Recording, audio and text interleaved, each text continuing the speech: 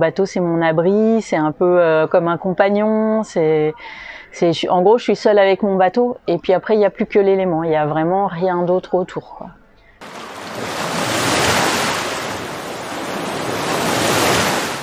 Je suis pas loin de le connaître par cœur, ce bateau.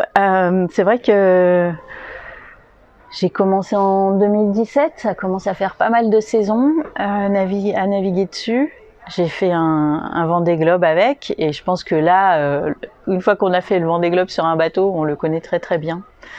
J'ai aussi eu l'occasion d'avoir pas mal d'avaries et de devoir réparer plein de choses, donc je connais aussi les petits recoins techniques sur lesquels il faut faire attention, il faut agir pour réparer une avarie.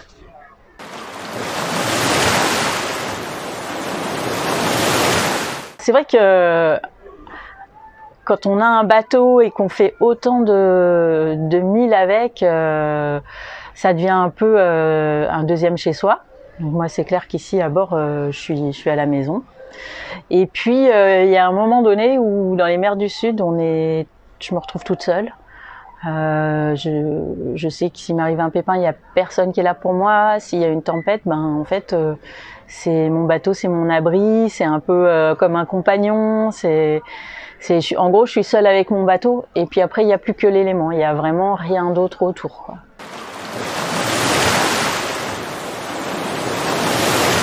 Quand il avance pas, je peux lui dire d'avancer un peu plus vite, ou bien quand je fais une erreur, des fois je lui demande pardon, parce que ça peut entre guillemets, ça peut faire mal, une erreur sur voilà, ça peut casser du matériel.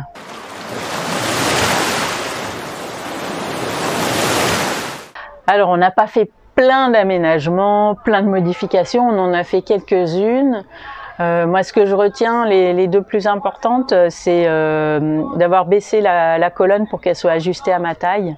Ça faisait au moins 6 ans que je naviguais avec une colonne qui n'était pas à ma taille. Donc physiquement, je souffrais. Et on a aussi amélioré le cockpit pour qu'il soit plus étanche et que je reçoive moins d'embrun.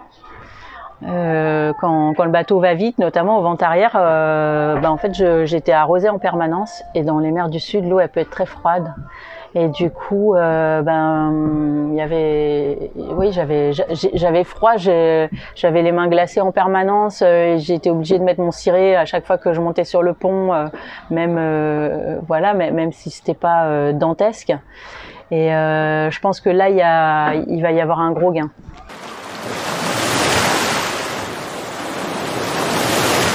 En termes de potentiel de vitesse, c'est clairement le vent de travers. Tout ce qui se rapproche du vent de travers, il va vraiment bien. C'est un bateau qui va bien aussi quand il y a du vent fort, plutôt du vent fort.